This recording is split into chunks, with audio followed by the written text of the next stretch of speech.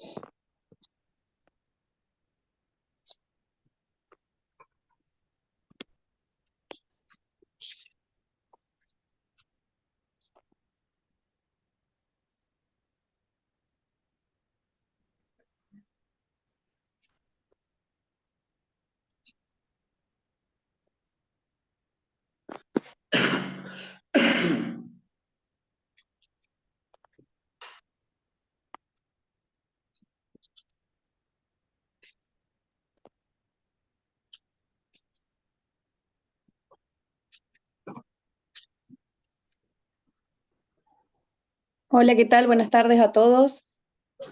Vamos a esperar unos minutos de que a ver si se conecta alguien más y así arrancamos.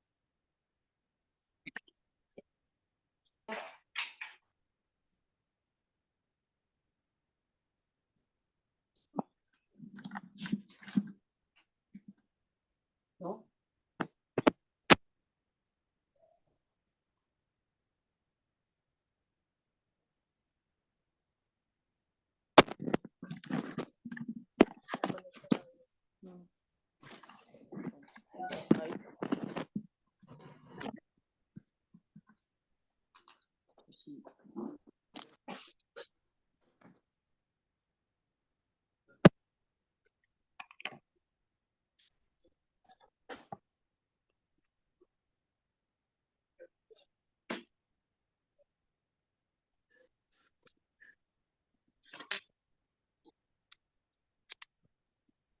estáis escuchando.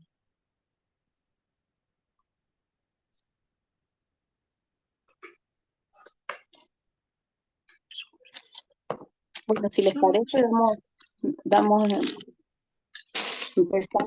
ya con la presentación. Les voy a pedir a todos que silencien los micrófonos. Revisen los que tienen activos los micrófonos, por favor, y los silencien.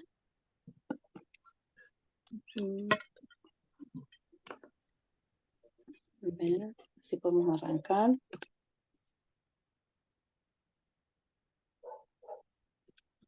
Voy a silenciar algunos que me quedaron.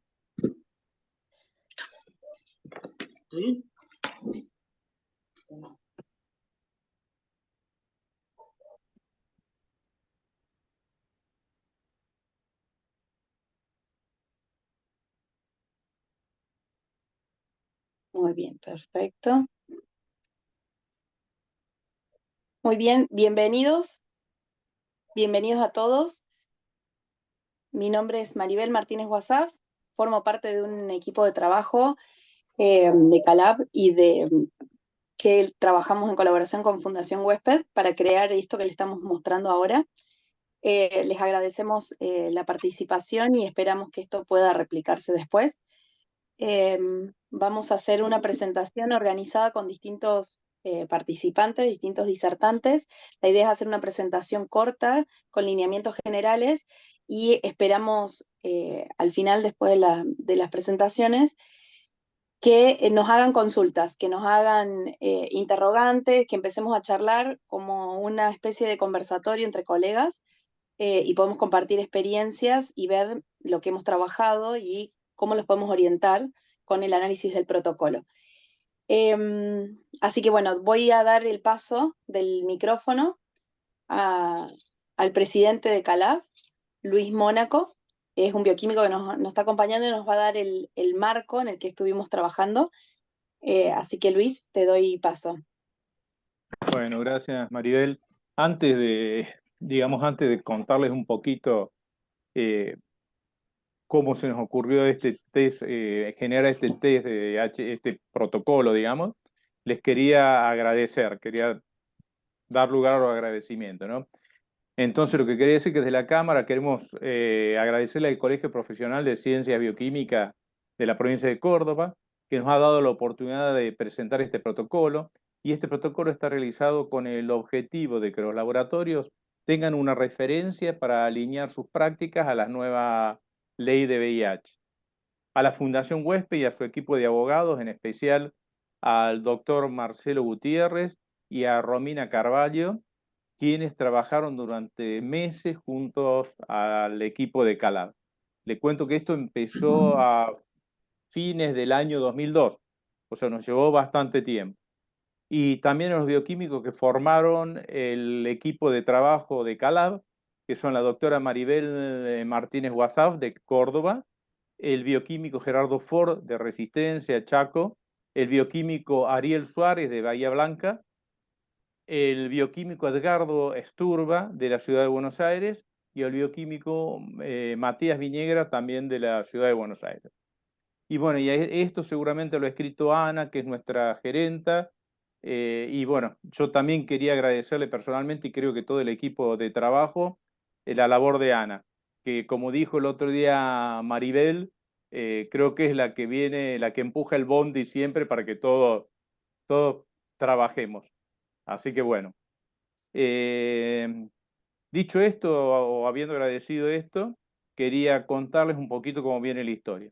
O sea, desde Calab veníamos siguiendo la evolución del tratamiento de la nueva ley de VIH, que digamos que nos generó un poquito no de miedo, pero sí algunas dudas. Apenas se promulgó, cuando nos enteramos, mejor dicho, que se promulgó la ley, decidimos o vimos, mejor dicho, que se le daba a los bioquímicos un rol protagónico que era distinto del que se le daba a la ley anterior, que era la ley 23.798. Entonces, con este nuevo rol protagónico de los bioquímicos, lo que también notamos era que iba a haber un aumento en la responsabilidad de los bioquímicos. Entonces, por eso decidimos comenzar allá por el 2022 una primera charla para acercarnos a la Fundación Huésped y después armar un equipo de trabajo integrado entre la Fundación Huésped y el equipo de trabajo de Calab, que terminó finalmente con la armonización de un protocolo que cubriera por ahí las necesidades y sobre todo se utilizara para despejar dudas. ¿Mm? Si ustedes se fijan ahí, nosotros había dos puntos que nos preocupaba un poco.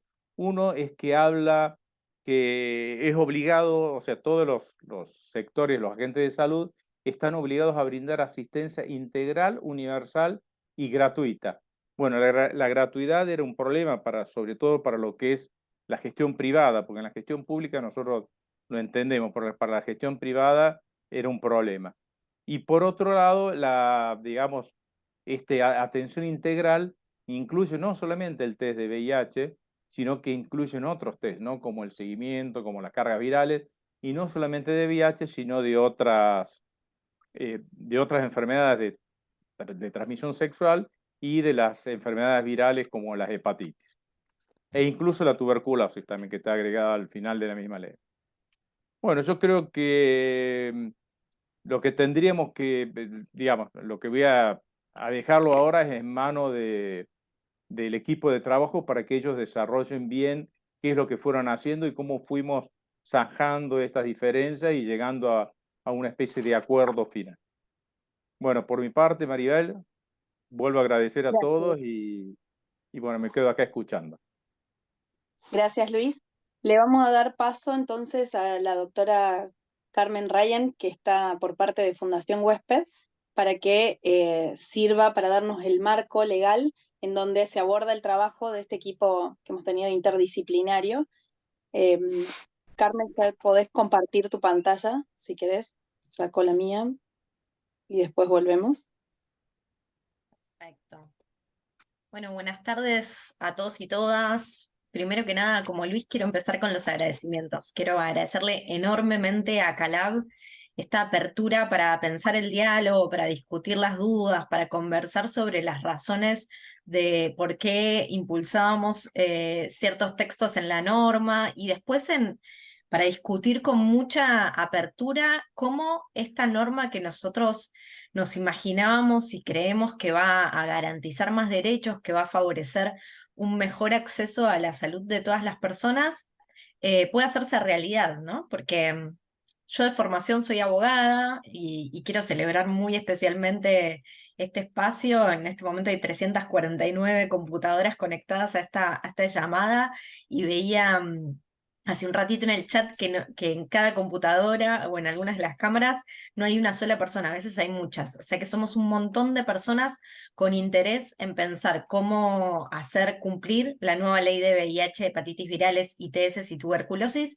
y cómo pensar un trabajo intersectorial, ¿no? Porque creo que este protocolo fue un gran ejemplo de trabajo conjunto entre dos instituciones y distintos equipos con formaciones muy diversas, pero que se sentaron con mucha humildad y con muchas ganas a pensar qué es lo que en la práctica pasaba, qué es lo que la ley proponía y cómo podíamos ofrecer soluciones prácticas realistas para que estos cambios que se impulsaban llegaran al territorio, llegaran a la realidad con la mayor facilidad posible, con el mejor éxito, con las mejores condiciones para quienes trabajan en los laboratorios y también para las personas que se acercan a buscar acceder a la salud.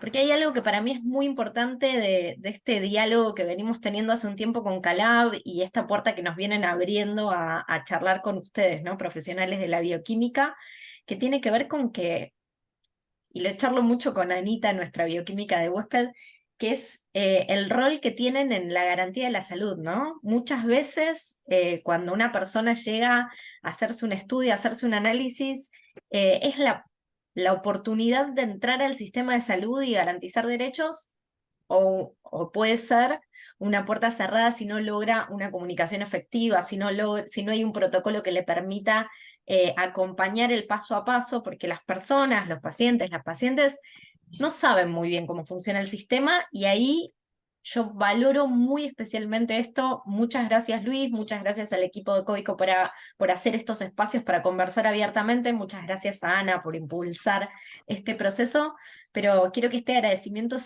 refleje lo nutrido, ¿no?, de este trabajo, lo nutrido de esta conversación. No tienen el gusto de tener a Marce o a Romy en esta oportunidad, porque están ambos con actividades o actividades que estaban preagendadas o actividades fuera del país. Entonces, bueno, les toca estar conmigo, que soy la coordinadora en Ciencia Pública de Fundación Huésped y participé del comienzo de estas conversaciones. ¿Por qué empezamos a hablar? Porque se aprobó la ley 27675, que es la nueva ley vigente. Cuando empezamos a hablar todavía no tenía reglamentación, pero ya la tiene, son los decretos 804, 805 del 2022, y esta ley plantea, tal como decía Luis, algunos cambios en el rol de los bioquímicos en lo que es el proceso de recepción de una persona que se va a hacer el análisis de VIH y también de otras ITS y tuberculosis. Entonces, yo acá traje un poco de historia de la ley para pensar, ¿no?, que la ley no se sancionó un día para el otro, que llevó 8 años de activismo y de impulso de las organizaciones, y que y esto lo traigo para mencionar que cada artículo tiene detrás una muy fuerte recopilación de experiencias y de situaciones que nos ayudan a pensar cómo implementar esos artículos. No es que fueron una idea en el aire, sino que son el resultado de identificar muchas necesidades. Y esta ley trae 2 cambios de paradigma muy fuertes. Por un lado, la perspectiva de derechos humanos, por otro lado, el abordaje intersectorial, y por otro lado, el reconocimiento de algo que a nivel internacional se viene hablando mucho y que en los sistemas públicos está un poco más enraizado, pero que en los subsistemas privados todavía tenemos mucho trabajo por hacer, que es el abordaje de la prevención combinada del VIH. Y cuando hablamos de la prevención combinada del VIH, hablamos de que existen pautas de prevención general, como las campañas de comunicación, como el impulso al uso de preservativo, y pautas de prevención combinada o de prevención específica para ciertos grupos poblacionales que entendemos que son claves para frenar el desarrollo de nuevas infecciones, para lograr una respuesta efectiva al VIH. ¿Y de qué están compuestas esta idea de prevención combinada y por qué lo traigo? Una de las nociones dentro de la prevención combinada es el acceso efectivo al test de VIH, que todas las personas accedan al test de VIH con la frecuencia que según sus prácticas requieren. Y eso, que parece algo tan sencillo, requiere de un montón de cambios en nuestros esfuerzos, y esta ley lo trae.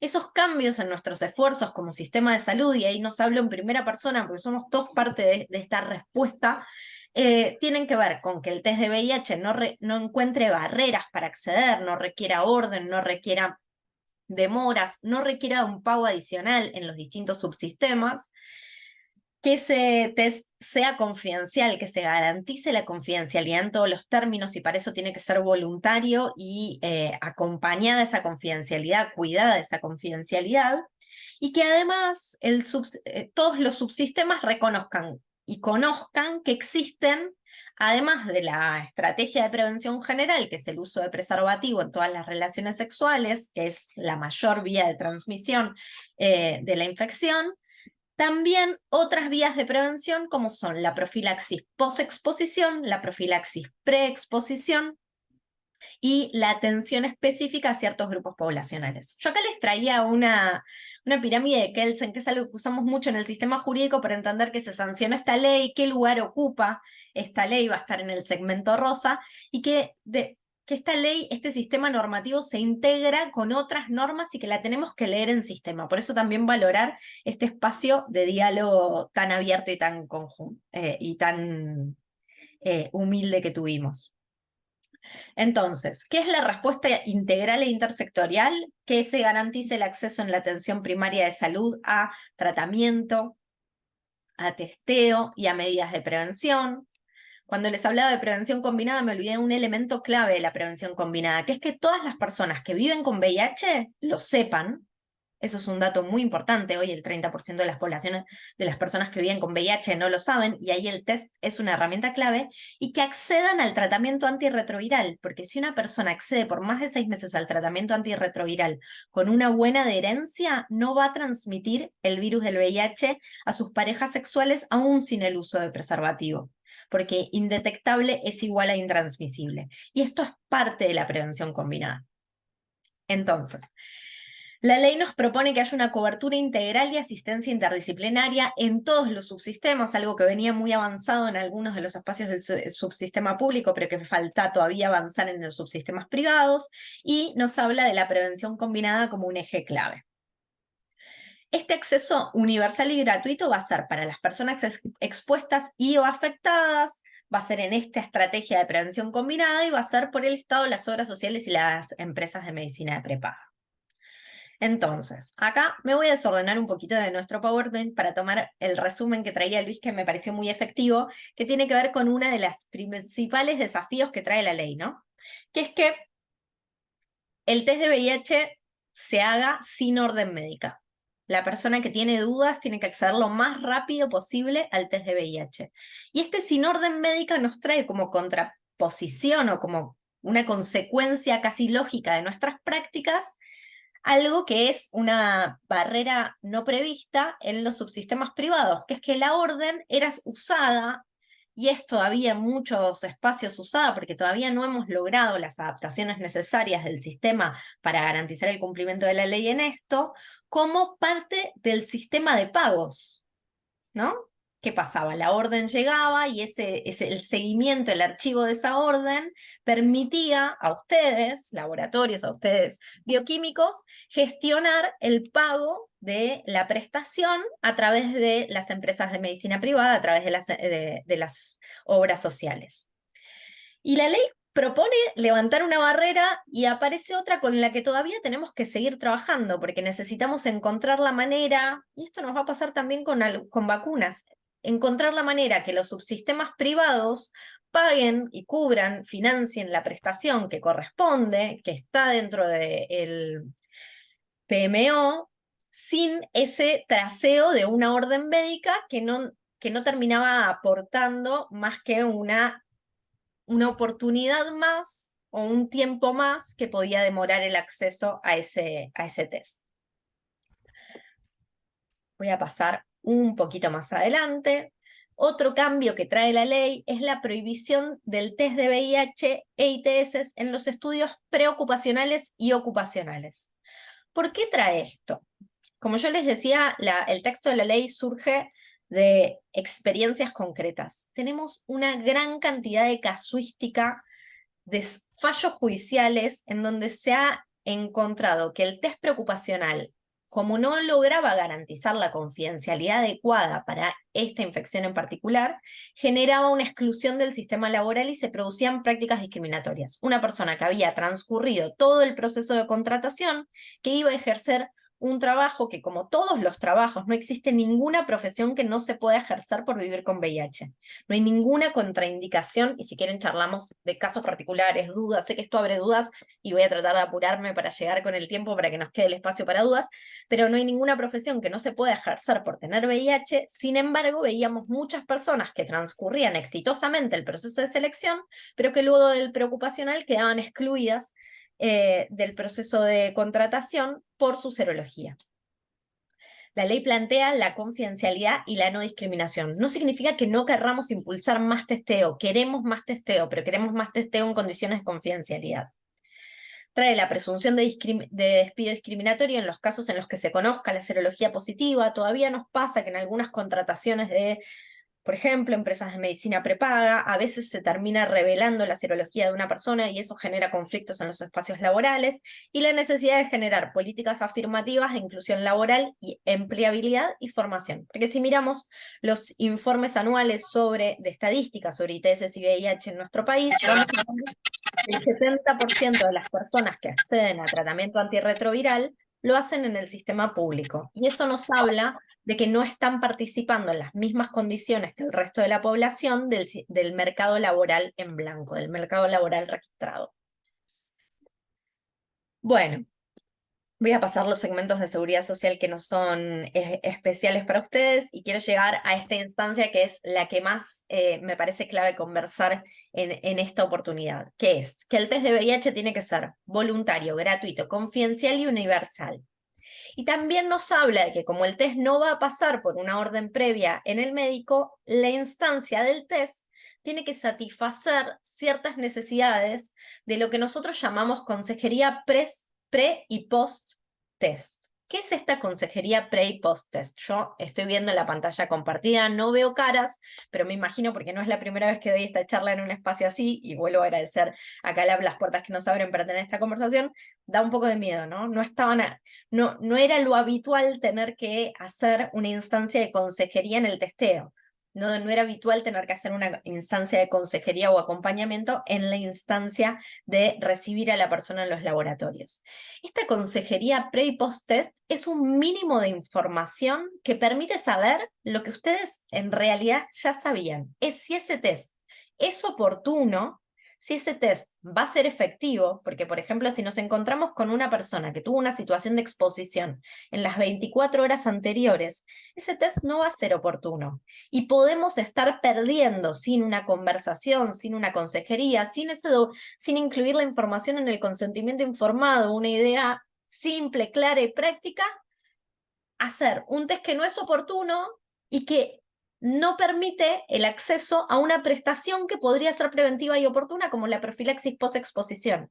Entonces, que abre una oportunidad para el acceso a la salud de una manera más integral y que le permite a la persona saber que si la situación de exposición se dio y se encuentra en el periodo de ventana, ese test necesita repetirse. Y que si ese test da negativo, y a mí esta es una parte que me parece muy valiosa de la ley, es una oportunidad de prevención, de pensar qué situaciones de exposición tuvo esa persona, qué situaciones de riesgo asumió y que podría haber tenido más cuidadas. Es una oportunidad para prevenir el VIH, para prevenir otras ITS, para hablar de salud sexual de una manera integral. Y para poner, y a mí me parece muy valioso esto, al equipo de bioquímicas y bioquímicos, a los equipos de los laboratorios, en un lugar que yo creo que es muy valioso que tienen, de puerta de entrada al sistema de salud, de favorecer el ingreso al sistema de salud, de ofrecer en esa instancia una información que ustedes tienen y que es valiosa en términos de prevención general. Bueno, entonces, en todos los casos de ITS, el test es voluntario, gratuito y confidencial, no puede hacerse en preocupacionales, pero no requiere consentimiento informado. Solo requiere consentimiento informado en el caso del VIH, que hay información adicional para acompañar, ¿sí? ¿De qué nos habla esta consejería pre y post que con Calab hemos incluido en estos documentos que acompañamos, en este consentimiento informado más nutrido? La importancia del testeo, la información sobre el periodo de ventana, el acceso a profilaxis post-exposición, cómo funciona el sistema de confirmación, que es algo que ustedes conocen muy bien, pero que para pacientes generaba muchísimas dudas. ¿Qué es el VIH y qué es el SIDA? Un poco de la Vivi, que le pidió la Gaby. Hoy en día, acceder al tratamiento antirretroviral le garantiza a todas las personas una vida saludable, una vida sin mayores dificultades de salud. El tratamiento antirretroviral puede prevenir todas las consecuencias del virus y generar condiciones de salud de excelente nivel para todas las personas. Y acá hay algo que tenemos que trabajar y que tenemos que revertir. Y hay que decirlo sin miedo, ¿no? Existió y estamos trabajando para revertir el estigma alrededor del VIH. Y ese estigma opera de distintas maneras en distintos espacios. En el espacio laboral genera mitos y fantasías de que una persona no puede ejercer un trabajo o genera situaciones de discriminación. Pero en el sistema de salud, si no estamos todos y todas lo suficientemente actualizados, si no tenemos información sobre lo que es el tratamiento hoy en día y lo que son las condiciones de salud de una persona con buena adherencia en el tratamiento hoy en día, podemos transmitir un estigma, una expectativa sobre algo que hoy es una patología crónica y no una sentencia terrible, una cosa con una carga que tiene que tener ni una carga moral ni una carga de estigma, ¿sí? Y ahí hay algo que es importante de tener estas conversaciones, ¿no? Porque están recibiendo personas que pueden tener una instancia de prevención y personas que pueden tener un diagnóstico positivo, y es importante que reciban la bienvenida al sistema de salud y que sepan que con un tratamiento ese diagnóstico no es nada más que eso, que el diagnóstico de una patología crónica que puede ser tratada, que puede ser acompañada, que tienen garantizado el acceso a antirretrovirales en nuestro país y que eso no va a generar graves consecuencias en su salud. Bueno, yo voy a cortar acá porque creo que estoy en tiempo. Les pido disculpas porque no lo controlé tan bien con tanto detalle como quería. Pero bueno, voy a dejar de compartir para verlos.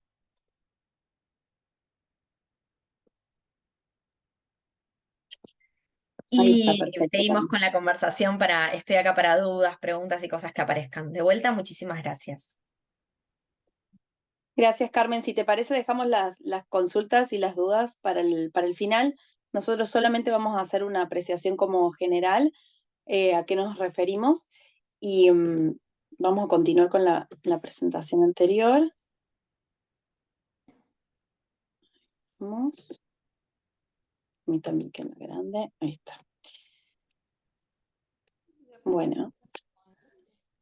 Acá lo que hicimos básicamente es armar un protocolo que es una sucesión de pasos en los que el bioquímico necesita seguir en todo el proceso de atención al paciente, desde el ingreso del paciente por el área de administración o secretaría, la información que le van a brindar las secretarias, la toma de los datos y después el paso a la sala de extracciones, que involucran la sala de extracciones, cuáles son los puntos a tener en cuenta por el extraccionista y después en la entrega final del resultado.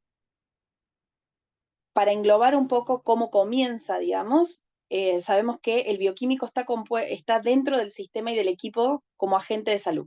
Entonces tenemos la obligación, ahora legal, a partir de la reglamentación de la última ley, para brindar información al paciente. Históricamente nos confiamos entre un asesoramiento previo que asumíamos que daba el médico al paciente, pero nos quedaban en una zona gris todos aquellos pacientes que venían con la solicitud del test de manera individual sin una entrevista previa con un profesional. Entonces ahora nosotros tenemos un rol clave para poder hablar con el paciente y saber en qué momento, qué situación es la que tenemos que abordar para darle información al paciente. Lo que planteamos es la posibilidad de hacer llegar al paciente de manera rápida, concisa, la información para que el paciente no se detenga, porque también si detiene mucho su estancia en el laboratorio no es algo que todos puedan hacer. Entonces, darle algo de información, un pantallazo general de manera oral en la sala de extracciones, de lo que engloba el pretest. Estamos hablando de información sobre periodo de ventana, vías de transmisión, medidas de prevención. En el caso de que el paciente relate que tiene un contacto de riesgo anterior, hablarle de la profilaxis post-exposición y otra información así como muy escueta, muy concisa. Lo importante es que el paciente se va a llevar toda esa información por escrito. Lo que hemos diagramado con este equipo es que la información más relevante, más importante y que tenga que puntualizar el paciente está incluida en el consentimiento informado. Y después tenemos piezas adicionales de información que se pueden imprimir, porque están disponibles de manera gratuita, y se puedan imprimir y poner a disposición de los laboratorios para que los entreguen, y también la posibilidad de que tengan un acceso por un código QR en que puedan escanear con su celular, lo lleve a la página de Calab y ellos puedan descargar también información. Esa información del test tiene qué es el virus, de qué se trata, qué significa la diferencia entre estar infectado con el virus de VIH o tener SIDA, no es lo mismo. Toda esa información, lo que buscamos es hacer un compilado de información de calidad, que sea rastreable, que tenga su respaldo académico y científico y que esté disponible de una fuente que sea fidedigna. Entonces, esa información puede acceder el paciente, pueden acceder desde el laboratorio también para hacer capacitaciones internas. Entonces, la idea es que el extraccionista explique antes de la extracción, o en el momento que va haciendo la extracción, de qué se trata, y si la persona tiene una pregunta adicional o algo que quiera consultar o comentar una situación de riesgo, que tenga dudas o consultas, brindarle la oportunidad a que tenga acceso a mayor información con otro personal calificado, en un área que sea más privada o en otro momento, con alguien que tenga una capacitación mayor que la que puede llegar a tener el extraccionista y que le dé más información. Puede ser derivado al área de virología, personal calificado, en el caso de que exista ese personal calificado dentro de la institución, o a cualquier bioquímico, porque Calab está compuesto por laboratorios de distintas dimensiones, cualquier bioquímico que en la rutina también aprende un montón sobre VIH y otras ITS, y que pueda tener esa información para brindarle al paciente y poder resolver dudas. Lo que nosotros hicimos entonces es trabajar en estas piezas de información que van a estar disponibles tanto para el laboratorio como para el paciente. Si ustedes pueden acceder mediante ese código QR, van a poder, los va a vincular directamente a la página de Calab, donde van a tener toda esta información que es descargable en formato PDF, donde involucra el protocolo, donde van a tener detallados cuáles son los pasos a seguir, qué es lo que se tiene que dar a medida que el paciente va transcurriendo en el momento que va a ingresar al laboratorio y hasta que va a salir, entre la solicitud del análisis, sea o no con un pedido médico acompañado, ¿sí? Y después el contenido posterior de la entrega de resultados, ya sea negativo, reactivo o positivo, con las pautas de asesoramiento pre y post-test. La idea es que el paciente se lleve algo por escrito, la copia del consentimiento informado, que tenga las ideas centrales, y que además tenga la posibilidad de tener acceso a esta información para que después, más tarde, en su tiempo, en su momento, pueda acceder a ello. ¿Sí? Le voy a dar paso a Ariel. Acá les muestro mientras, para que participe, les explique el resto de las piezas. Esta es el front nada más de la primera parte de lo que es el protocolo, de lo que ustedes pueden descargar para que vean los pasos a seguir. Bien, bueno, entonces como ya dijo Carmen y explicó muy bien Maribel, hoy los bioquímicos nos encontramos en otro escenario totalmente completo que nos dejaba fuera, pero que siempre tenemos un rol muy importante y que nos pasaba con la ley vieja. Hoy la ley nueva se ayorna mucho más a la realidad, ¿sí? Y nos permite trabajar más libremente, pero también necesitamos estar mucho más formados, ¿no? Porque como ya les dijo Maribel, una vez que llega el paciente, ya sea con orden médica o sin orden, él puede requerir hacer un testeo de HIV y hay cosas que vamos a tener que explicar que antes estábamos exentos de hacerlos porque suponíamos que el médico le explicaba y le daba todas las pautas, le explicaba que era el periodo de ventana, le explicaba si podía tener un tratamiento post-exposición porque estaba dentro de las 72 horas, o si fuera la situación en la que fuera, él se tenía que hacer un test de HIV, sea de tercera o cuarta generación o un método confirmatorio. Entonces, hoy nos encontramos en este otro escenario y nosotros lo que tenemos que garantizar cuando entregamos los resultados es confidencialidad y contención, porque, como ya les digo, anteriormente nosotros entregábamos, todos los equipos, estoy seguro que hacemos lo mismo, entregábamos un sobre cerrado que decía esto es para el médico que lo solicitó y lo dejábamos al paciente, esto es problema suyo. Eso hoy no tiene que pasar, y de hecho no pasa porque muchas veces eso es muy fácil de instaurar en un hospital donde el médico y el bioquímico que hacen las dos cosas se encuentran trabajando pueden articular eso, pero eso hoy en realidad que no pasa, el paciente retira su resultado y tiene un montón de dudas que se las quiere sacar en el momento.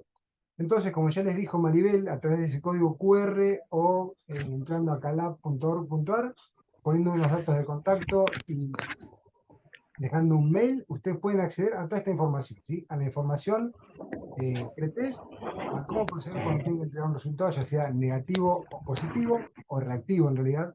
Si es negativo, lo más importante es garantizar la confidencialidad y entregarlo de la manera habitual, y si es posible, entregarlo en forma separada a cualquier otro estudio de rutina en laboratorio.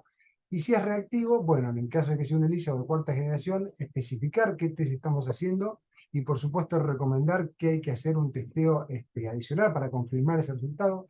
Esa confirmación debe hacerse en una muestra nueva, ¿sí? Para garantizar ya sea identidad y para garantizar el resultado, para confirmarlo, y debe especificarse si vamos a hacer Western blot o si vamos a hacer carga viral. La idea siempre de entregar los resultados positivos es hacerlo en forma presencial, pero esto muchas veces no puede realizarse, entonces de alguna manera uno tiene que tratar de contactar a esa persona que, que tuvo ese resultado y asesorarlo de la mejor manera posible. Ya les digo, están todos los links y toda la información descargable, y lo pueden hacer ya sea gratuitamente y brindarles esa información, contenerlos y por supuesto derivarlo al médico infectólogo, que es quien va a guiar su tratamiento. Bien, eso por mi parte es todo. Después cualquier cosa me podemos consultar o hablar con todas las preguntas que tengan, y le paso la palabra a Edgardo Sturba, que es quien va a contar un poco de la historia de cómo viene todo esto.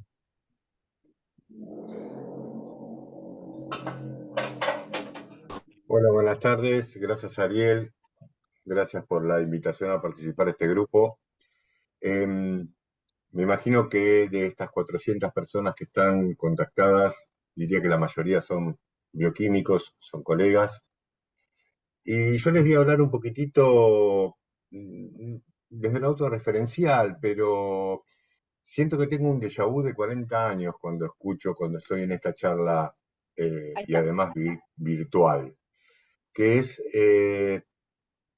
yo comencé realizando los test de HIV allá por el año 85 y justamente en la diapositiva se muestra un poco la evolución de los test. Y nosotros en aquel momento trabajábamos con los test de primera generación, con graves problemas de sensibilidad y especificidad, y no teníamos, nunca en los laboratorios tuvimos una guía. Por eso me parece tan importante no solamente la ley, que obviamente es importante para darle un marco, pero si la ley no se cumple y no se lleva a cabo realmente en la práctica, queda como un papel, algo que está escrito. Pero acá lo importante, y esto sí lo transmito un poquito, lo quisiera transmitir un poquitito desde la experiencia, desde los años de trabajo en un laboratorio de especialidad en enfermedades infecciosas, donde teníamos pacientes derivados, y la verdad que teníamos que dar nosotros el informe. Muchas veces los médicos no se querían hacer cargo de los informes.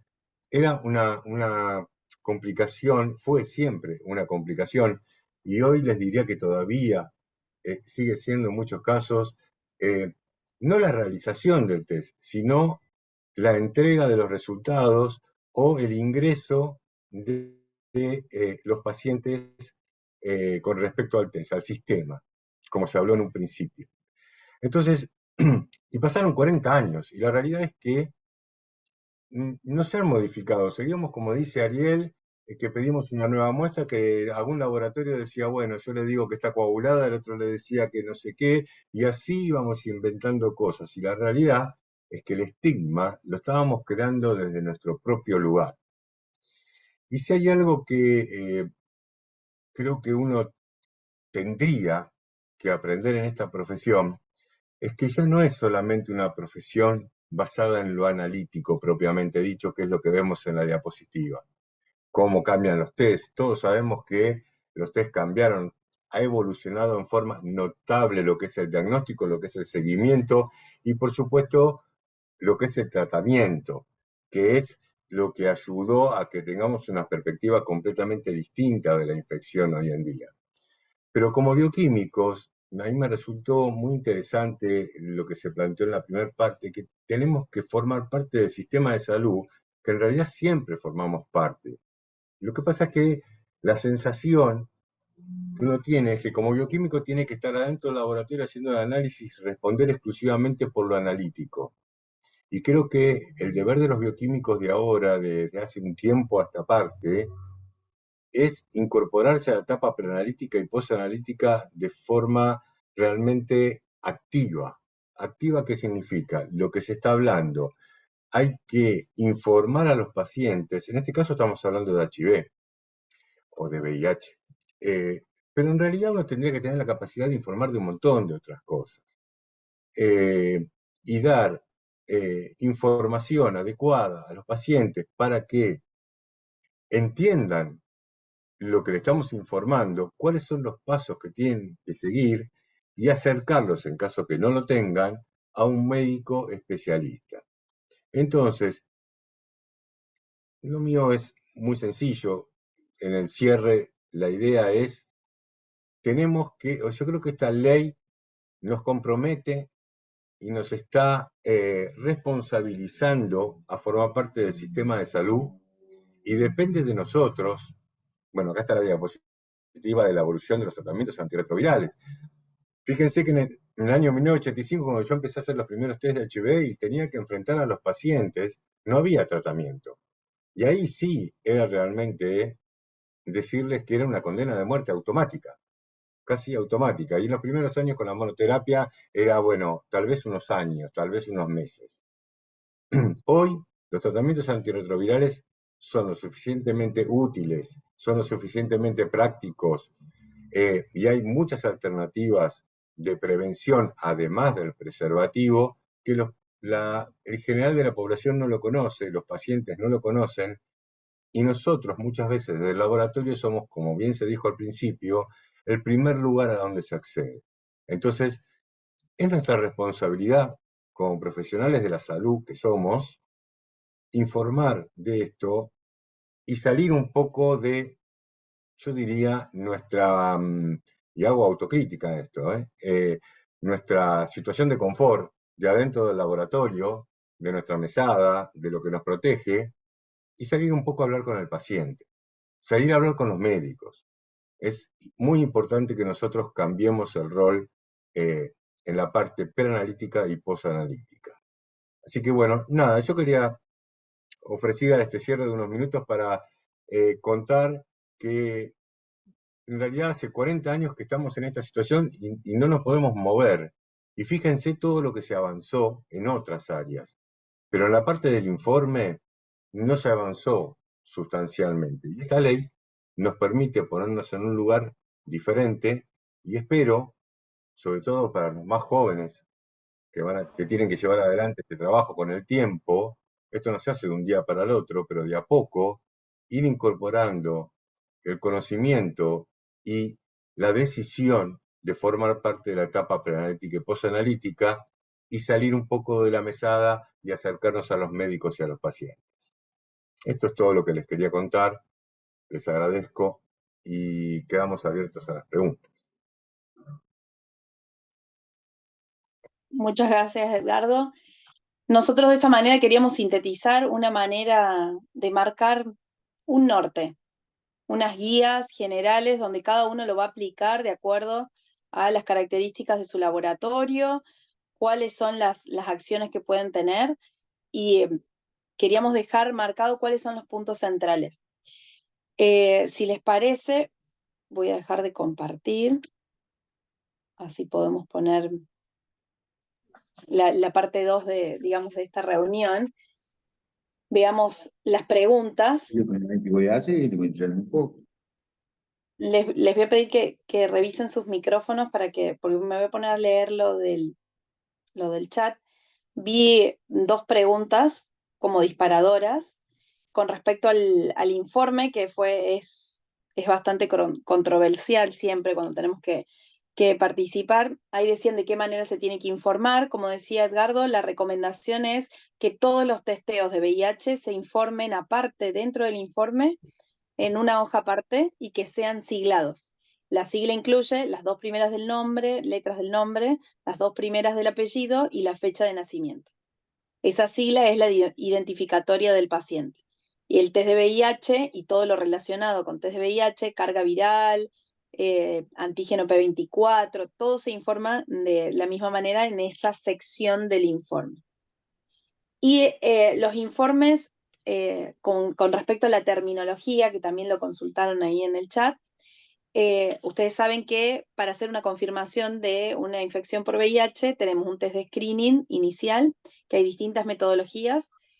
Eso de acuerdo, después a cada laboratorio tiene procedimientos internos como hacer para una repetición, una reconfirmación, una nueva muestra, como lo quieran llevar, pero es un primer escalón en el esquema de diagnóstico. Tenemos ese screening donde los negativos se informan.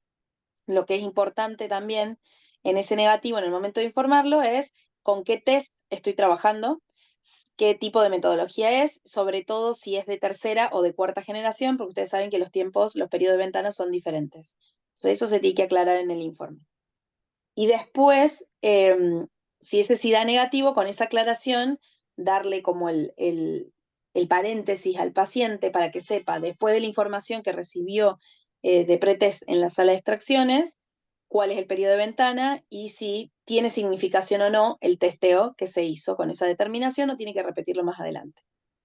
También, si el resultado en las técnicas diagnósticas que tienen es reactivo, debe informarse de esa manera. Reactivo repetido si se hizo 2 veces. Y esas metodologías de diagnóstico se sugiere no poner la palabra positivo, porque estamos siempre en el primer escalón, el del screening. Entonces no se pone la palabra positivo porque positivo implica una confirmación y no es el caso con esa clase de test. En ese caso lo que se hace, se debe sugerir solicitar una nueva extracción del paciente donde se va a hacer el test confirmatorio, ya sea Western blot o carga viral. Por las últimas recomendaciones, el Western blot se deja de utilizar, se deja de recomendar, si bien hay muchos médicos que lo siguen solicitando, para dejar pasar a la carga viral. Esas 2 metodologías son confirmatorias, así que si el resultado sí es positivo, se informa de tal manera. Se informe ya positivo, en el caso que sea una carga viral, se informa detectable. Con toda la información del test, como yo les decía, de metodología, de qué se trata, la carga viral, cuál es el límite de detección y toda esa información que tiene que llevar, qué metodología se trata, toda esa información tiene que estar. Entonces ahí tenemos los 2 escalones de diagnóstico, el primero que es el screening y el segundo que es el confirmatorio. Nosotros bueno, hay muchos que están en la órbita del testeo en áreas privadas, ambos testeos deben estar cubiertos por la obra social prepaga del paciente. El espíritu de la ley es que sea gratuito. Todavía no se ha solucionado el tema de cómo llegar a la gratuidad completa, porque cualquier obra social debería autorizar un examen de VIH sin necesidad de un pedido médico. Eso es lo que establece la nueva ley. Pero hay una brecha entre cuál es el espíritu de la nueva ley y cuál es el servicio que nosotros le podemos brindar al paciente. Entonces, lo que encontramos en esta zona gris todavía es darle la recomendación, que eso lo haría la parte de secretaría. El testeo se cobra por obra social o particular y después con la factura o con la información, el paciente puede ir dándole la información de su obra social donde irá a pedir el reintegro. ¿Sí? Esa es la parte administrativa más simple, digamos, que tengan. Lo mismo ocurre con los test confirmatorios, que sabemos que son mucho más costosos que los test de screening. Al espíritu de esta, como decimos, el espíritu de esta nueva ley es que los testeos sean accesibles para todos en cualquier subsistema, ya sea público o privado, y que no tengan un costo asociado al paciente. Que el paciente tenga acceso con o sin obra social, con o sin pedido médico. Ese es el objetivo de la ley. ¿Sí? Déjenme que empiezo a ver el chat.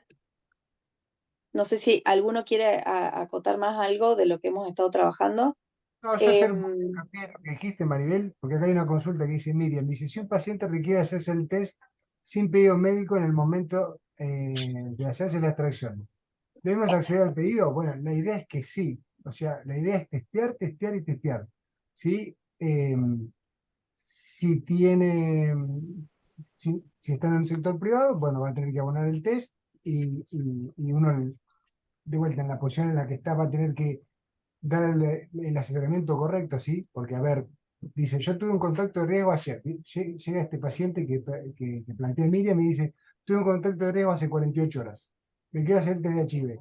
Bueno, lo primero que hay que hacer en realidad es a esa persona decirle que puede acceder a la profilaxis post-exposición y que con eso puede bajar mucho el riesgo de desarrollar la enfermedad crónica por HIV. o de no infectarse. Y por otro lado, si no estuviéramos en esta situación, recomendarle hacer un poco de anamnesis, fijar si estamos dentro del periodo de ventana o no, y ofrecerle hacer el ELISA. Pero siempre ofrecerle el test, siempre que se lo quieran hacer, hacerlo. Y si es una persona que no puede pagar el test, derivarlo a un hospital público para que no dejes de hacerse ese test. ¿Sí? Bien, perfecto. También le agrego que acá también lo preguntaban, siempre se informan con código, ¿no? Eso lo repito para que quede, eso es lo que se recomienda. Se informan codificados, sean negativos o positivos, y las obras sociales preguntaban que informan, piden los resultados de los pacientes, se deben pasar. Ellos también están obligados a conservar la confidencialidad de los datos de los pacientes que reciben, y también se tiene que hacer codificado. Después hay una pregunta que hace sobre la edad. La nueva ley en realidad es como mucho más amplio. La autorización y la acción que implica la autorización de un test de VIH parte a partir de los 13 años. Entonces, a partir de los 13 años, el menor tiene la capacidad de hacer una solicitud sin autorización de los padres. Él puede pedir un testeo de VIH, él firma el consentimiento informado. Mientras que firma el consentimiento, lo cual también anexo, todos los pacientes que se hacen el testeo de VIH deben firmar el consentimiento informado. Hay una pregunta que también refería a si una embarazada lo firma el consentimiento del médico. No, el consentimiento siempre lo firma la persona que se va a hacer el testeo. Y ese testeo ese consentimiento lo tiene que firmar la persona. Carmen, ¿querías acotar? Y Maribel, te sumo algo. Sí, la obligación del testeo en embarazadas, la redacción hay que prestarle mucha atención. Es obligatorio para el profesional de la salud indicar el testeo, pero no para la persona gestante hacérselo. El testeo tiene que ser siempre voluntario. Si una persona gestante llega y no se quiere hacer el test de VIH, está en su derecho no hacerlo. ¿Es una oportunidad de intervención de salud? Sí. Es una oportunidad de intervención de salud ver si hay información para ofrecerle a la persona para entender cuáles son sus razones para no querer testearse. Eso puede ser o porque ya conoce su serología positiva, o porque no quiere, o porque tiene temor. Y entonces, o pueden pasar distintas cosas, ¿no? O porque tiene temor por el estigma, porque tiene temor porque enfrenta una situación de violencia de género. Son situaciones a acompañar con mucho cuidado, pero no a forzar, ¿sí? No hay ninguna situación en que la ley tolere un test compulsivo. Y sobre los preocupacionales, que había una pregunta ahí dando vueltas de qué pasa cuando el empleador lo pide y la persona lo quiere aceptar. Ahí está su deber profesional de por medio, lamento decirles. Ustedes no pueden violar la confidencialidad aun si la persona lo pide, entonces hay que responder al empleador que ese pedido está fuera de la ley. Porque quizás la persona lo acepta pensando que va a dar negativo y da positivo y se enfrenta a una exclusión. Y al mismo tiempo, porque tenemos una situación colectiva que resolver, que es resolver el estigma generalizado. Entonces, se trabaja caso a caso. En el protocolo tienen nuestra información de contacto para acompañar ese tipo de situaciones que sabemos que son muy difíciles. En pacientes con internación también firman consentimiento, salvo que la persona esté inconsciente, en cuyo caso lo hacen sus familiares. Siempre se firma consentimiento. Bien, ¿Y pero dónde se informan los resultados? ¿Hay una página, hay una página nacional para poder Los resultados se reportar informan los en el... casos? ¿Positivo o negativo? ¿Existe? Seguimos con una historia clínica. Los resultados se informan en la página del Ministerio de Salud. No me acuerdo En la el sigla CISA. en este momento. El En el CISA es. CISA. Sí. Los El resultados CISA. se cargan en el CISA. Una cosita, una sugerencia, por ahí a lo que Sí, decías vos, Carmen, es el tema este de un ocupacional. Pero no hay Si ninguna el, aplicación. No, directamente por CISA, Fernando. decía que por ahí lo del tema de los preocupacionales, por ahí lo que se le puede ofrecer a la persona, si realmente está interesada es hacérsela por fuera. ¿Te das cuenta? O sea, que el preocupacional vaya como va todo preocupacional. Y si la persona está interesada en saber el resultado de su HIV, que lo haga por fuera. Y tiene gratuidad y todo, así que no tendría ningún problema en hacérselo. Exactamente. Y el sistema de salud público y el Programa Nacional de SIDA y ETS tiene referentes a nivel provincial, en cada una de sus provincias tienen un hospital de referencia, y en el caso de Córdoba el Hospital Rawson, entonces dándole la información al paciente de que puede concurrir ahí. También había una pregunta con el caso de la profilaxis post-exposición. No está relacionado con un turno médico, no tiene que pedir un turno para pedir la profilaxis post-exposición. Esto es una respuesta en una situación de emergencia. Entonces, nosotros lo que hicimos es confeccionar junto con la gente de Fundación Huésped un listado en los centros de referencia anclado al Programa Nacional de SIDA que tienen la profilaxis post-exposición que está disponible para la población. No necesitan sacar un turno médico, tienen que presentarse en el centro de referencia, que también tenemos un centro de referencia provincial, y en cada uno de las municipalidades o ciudades más chicas tienen que preguntar cuál es el hospital de referencia de su ciudad, porque tienen esa profilaxis post-exposición disponible para el que se presente y la solicite. No es a través de turno médico. ¿Sí? Entonces, eso tiene que quedar claro también, porque la tiene que tomar dentro de las 48 horas, ¿sí? Para disminuir el riesgo, como explicaba Ariel. Así que eso es importante. Después, Una Sí, cosita, doctora, ¿me Maribel, escucha? mientras vas leyendo, que acá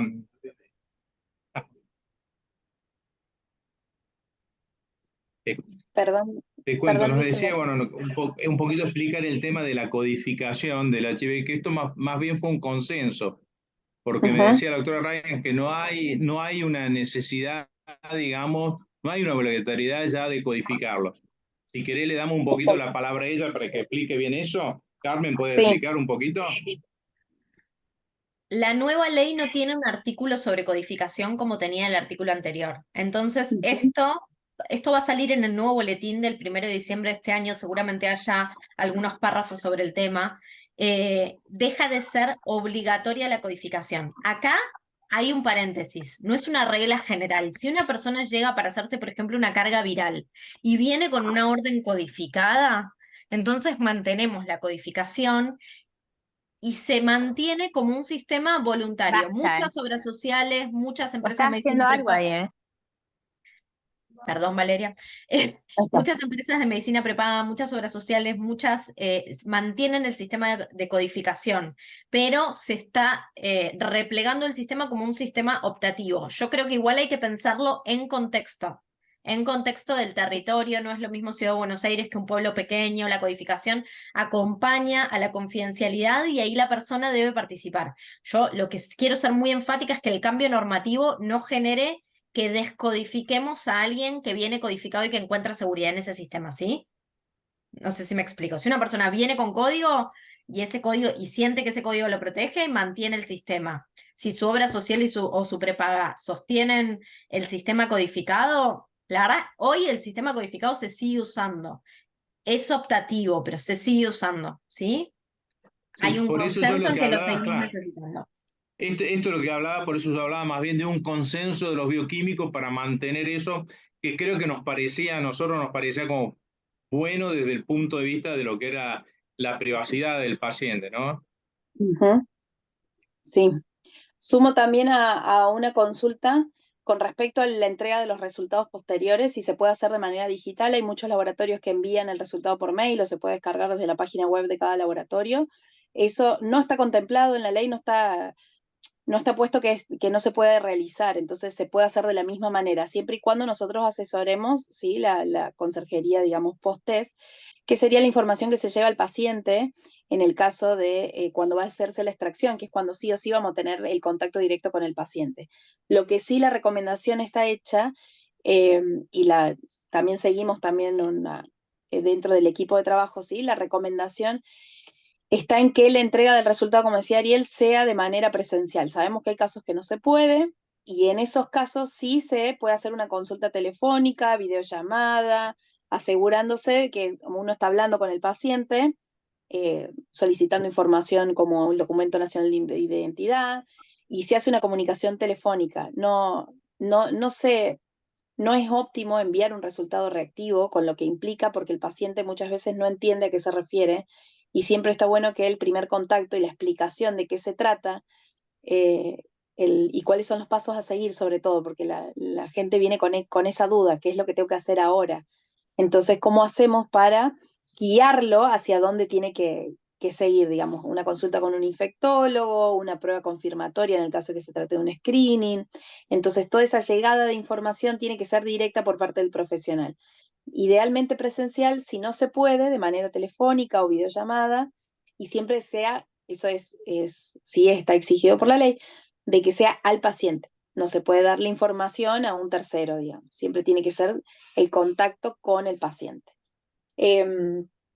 Con respecto a la primera toma de muestra, como les decía, el screening es en una primera extracción y el confirmatorio en una segunda. No necesitamos una segunda muestra para reconfirmar un screening, se puede hacer sobre la primera muestra.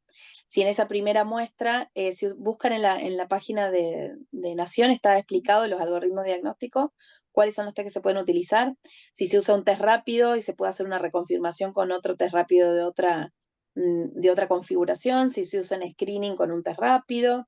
Lo importante es que la primera muestra nunca se informan como positiva, sino como un reactivo o un resultado presuntivo, como es el resultado, lo que está sugerido en el caso de un resultado de un test rápido. Y luego sí el confirmatorio. No tiene obligación el laboratorio de hacer el test confirmatorio luego de un resultado reactivo. Y eso tiene que quedar claro, porque el paciente tiene que volver a hacerse una extracción y puede que no tenga obra social, por ejemplo, y no pueda afrontar la cobertura, y ese paciente tiene acceso al subsistema público, donde puede ir con su resultado reactivo del laboratorio privado y acceder a una prueba confirmatoria en el subsistema público. El laboratorio privado no está obligado a hacer el test confirmatorio. Sí está obligado a dar la información pertinente para que el paciente termine de confirmar la infección. Eso es lo de no dejarlo en la nebulosa y tratar de que el paciente cierre el tiempo.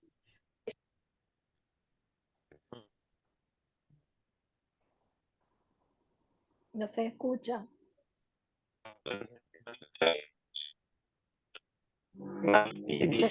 Seguimos, Maribel. No se escucha, Maribel.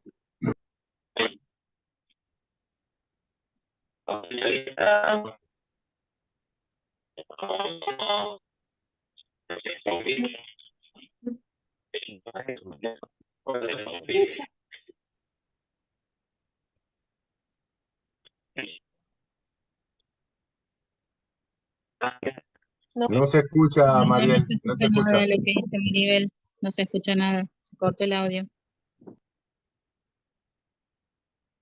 Yo quisiera hacer una pregunta a Carmen y hacerme una pregunta a todos y a mí también.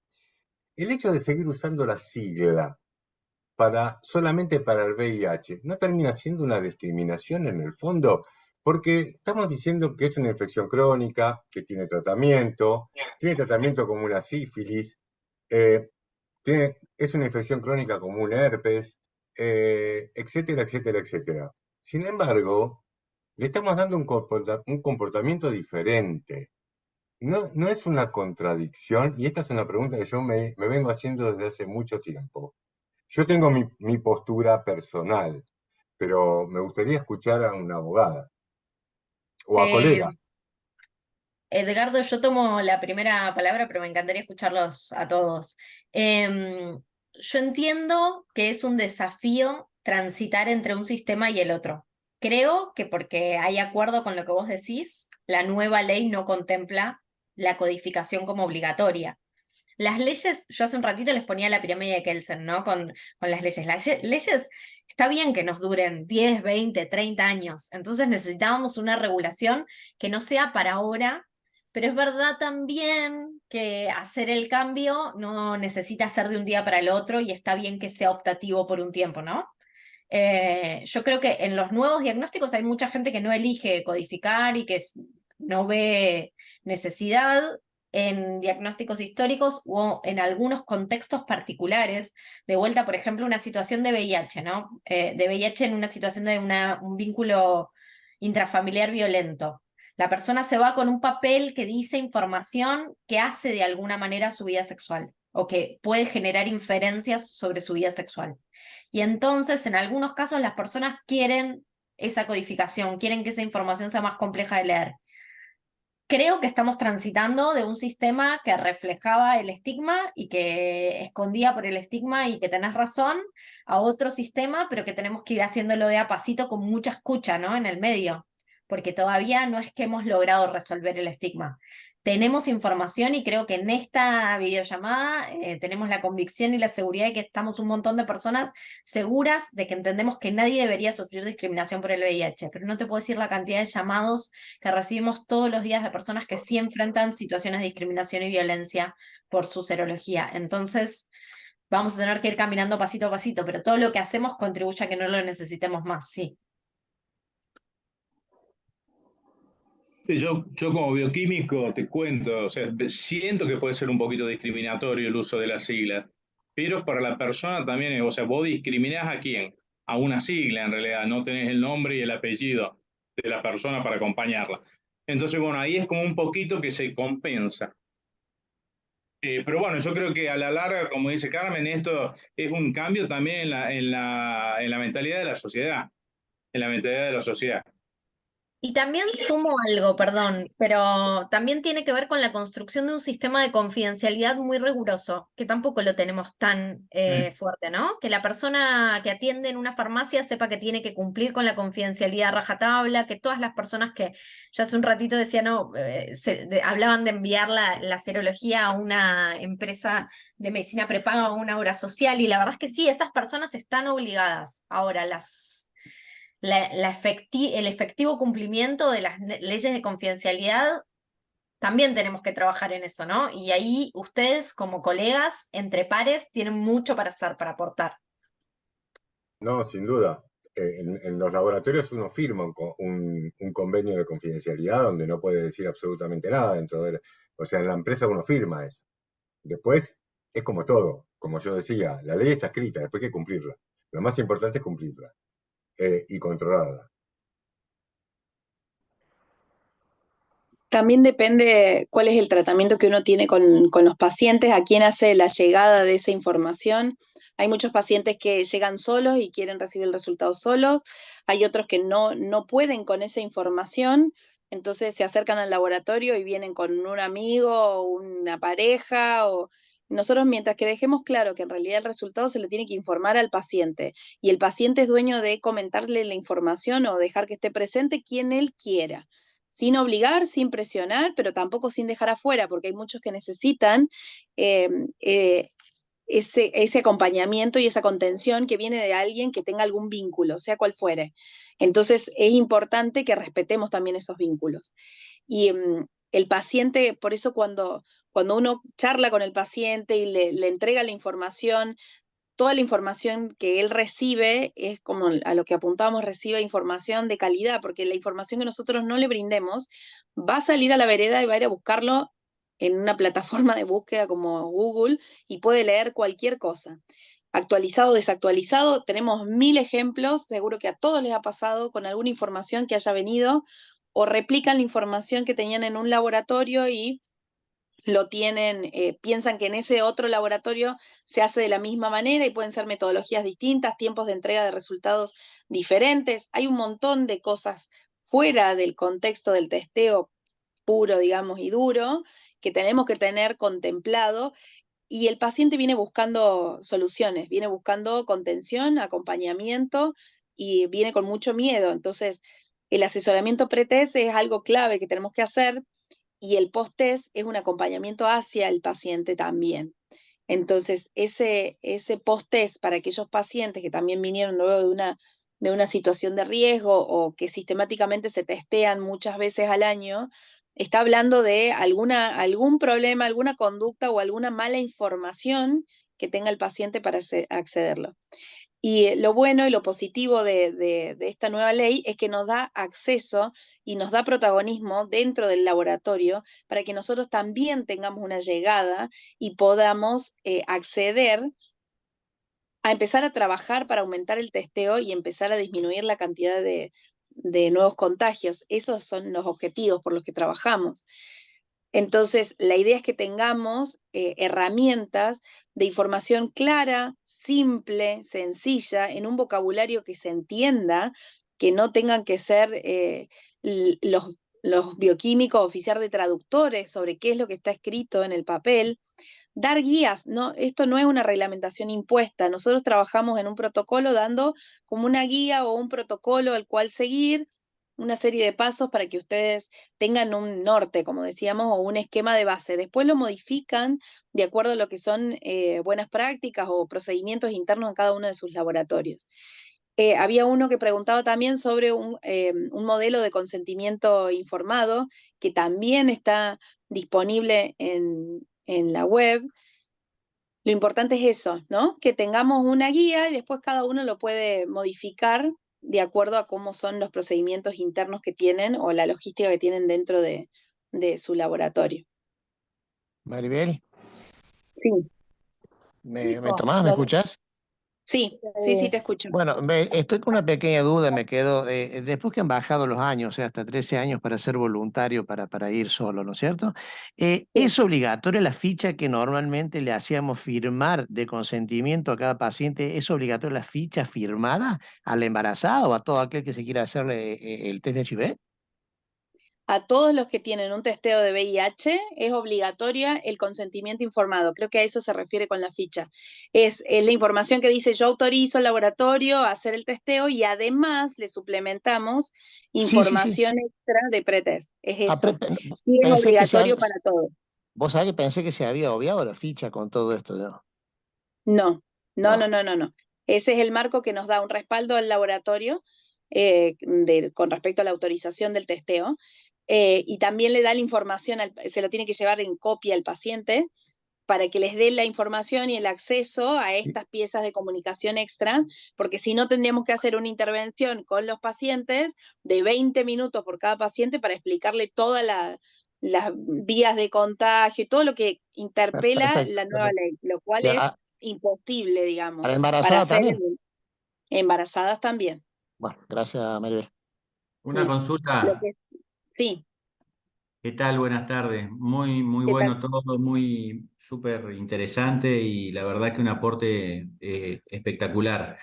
Hago una consulta. Hoy que estamos en la era digital, en donde nos manejamos por WhatsApp, correo electrónico, bueno, medios digitales, y en donde los pacientes también acceden a sus resultados y a sus informes por medio digital.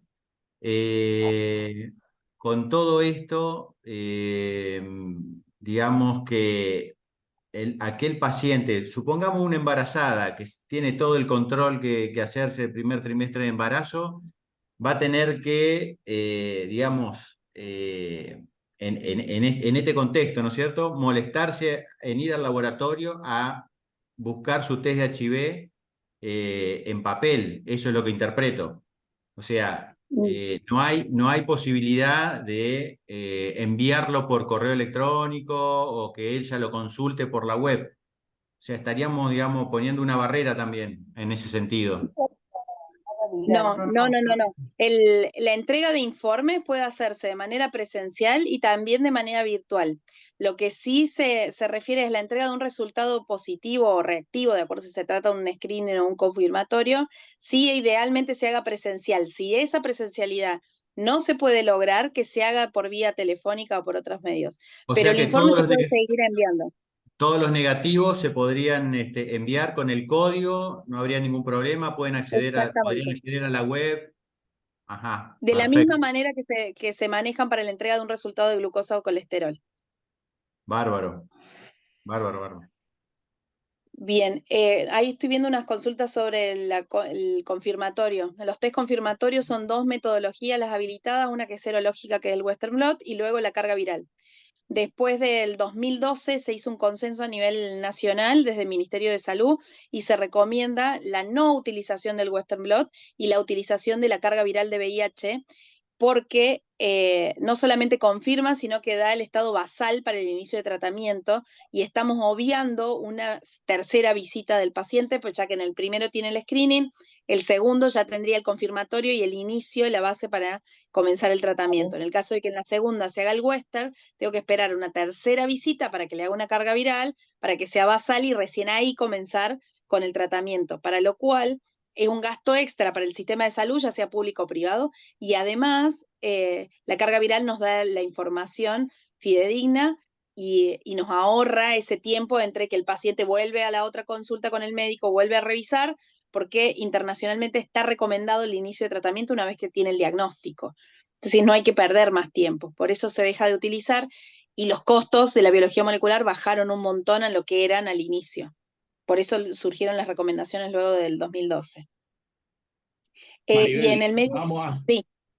No, digo, tomo un par de preguntas más y cualquier cosa podríamos después a lo mejor hacer otra reunión para preguntas, para respetar un poco los tiempos, ¿no? Y de todos. Bien, perfecto. Acá preguntaban, bueno, estos son más técnicas, las preguntas de periodos de ventana y eso tienen que buscarla de acuerdo a la metodología que se trate. Sí me parecía algo importante con respecto a la firma de consentimiento informado. Los menores a partir de 13 años pueden firmar ellos y no tienen que ir acompañados de un adulto a hacerse el testeo. A partir de los 13 años pueden hacerlo individualmente. Entonces no necesitan presentarse con un mayor. Básicamente es eso. Luego son todas consultas de CISA y consentimiento. Es necesaria la firma de un segundo consentimiento para la entrega de resultados positivos. En el caso, o con un consentimiento único de toda la información firmada es suficiente. Si se hace el test confirmatorio en el segundo laboratorio, no hace falta. De acuerdo al modelo que ustedes tengan de consentimiento informado, nosotros incluimos en el modelo que les planteamos la posibilidad de los dos tests.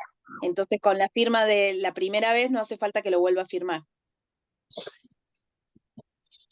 Bueno, antes una cosita más, antes de por ahí se sigan desconectados, pues ya se empezaron a desconectar, que el 5 de diciembre la Fundación Western lanzará junto con Calab un curso digital autoadministrable para el equipo de salud. Entonces ahí vamos a brindar conceptos generales sobre la nueva ley, con perspectiva del derecho a la salud, el testeo, tenga que levantarte para ir. el protocolo y conserjería que exige la ley. Entonces, bueno, yo creo que lo vamos a informar a través del colegio para los que estén interesados en empezar a hacer los cursos estos.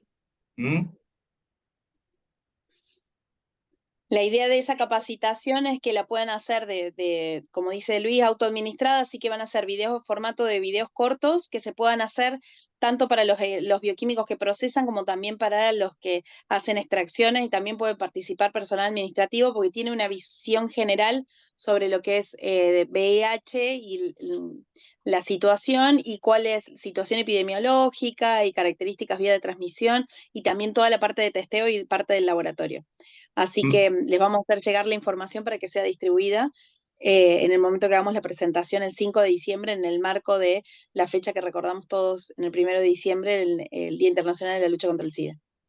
Maribel, ¿qué te parece si proponemos armar, si están interesados todos, le proponemos al Cobico que armemos una charla para preguntas, ¿te parece?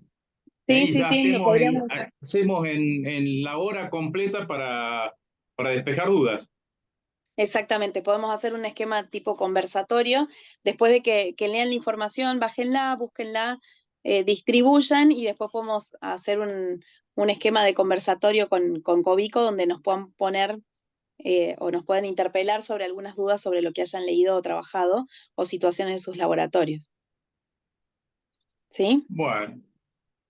Maribel, soy Sí. Susana Salgado, no sé si me ubicás y te acordás. Sí, No sí, sé sí, si ¿qué tal?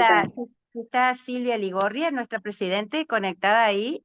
Si no, me gustaría que le invites a hacer el cierre. Sí, Si Silvia. no, La vi conectada y puso un par de mensajes en el chat. Así bueno, que, de algún modo, si Silvia. ella no está, Sí, Susi, estoy presente, pero te dejo esa posibilidad a vos. Estoy presente, no. les agradezco a todos los disertantes, excelente la presentación y por supuesto es de muchísimo interés tanto para nosotros como institución como para todos los colegas que están participando, que vemos que no solo son de Córdoba, sino hay colegas de todas las provincias, de diferentes provincias. Realmente excelente la presentación. Y nuestra intención desde Covico es seguir sosteniendo estos espacios de actualización y de diálogo. Muchas gracias a todos. Susi, Gracias, te dejo a vos que has estado en gran parte de la organización de esto. Maribel, excelente. Muchas gracias. Gracias. No, Maribel, yo lo que quería era que vos sigas contando con Covico, lo mismo que tu gente ahí, que Covico tiene en estas jornadas, tiene una metodología que es las personas que han participado y tienen preguntas, las dirigen ahí a Covico. Y de ahí nosotros se las vamos dirigiendo a ustedes. Tal vez eso después lo tengamos que hablar bien con vos, a ver cómo lo aceitamos para que a ustedes les llegue. Pero también está muy bueno lo que decía el doctor, de que por ahí se puede hacer un conversatorio directamente de sacar dudas. Después de haber entrado a la página, haber leído todo lo que tienen que leer y entrar directamente a sacar dudas con ustedes. ¿Qué te parece? Sí, exactamente. Podemos organizar para hacer un conversatorio y es la experiencia entre colegas, todos aprendemos, así que les agradecemos la oportunidad. Sí, y le agradecemos nuevamente, ¿no? Nuevamente por el espacio que nos han dado, ¿eh? Así que, bueno, y un gusto conocerlos a todos de mi parte. Sí, Bueno, nosotros, muchas gracias, también es un gusto para nosotros. Yo tengo un poquito de Córdoba en el corazón porque soy cordobés, soy de Villa María. Y empecé a estudiar en la Universidad de Córdoba. Así que bueno. Sí, doctores, a todos, cuenten con Covico, es cuestión de que a través de Maribel nos organicemos y que, bueno, por supuesto, todo se puede. Y es muy constructivo. Así que les agradecemos bueno, lo que han hecho hoy y el contacto que hemos tenido con ustedes. Muchísimas gracias. Gracias a todos por su tiempo, que sabemos que es muy valioso. Gracias a todos. Gracias por el espacio. Gracias, muchas gracias. Gracias. Chao, hasta luego. Chao. Muchas gracias a todos. Hasta luego. Hasta luego. Chao, gracias. Chao. Ahí está, Chao.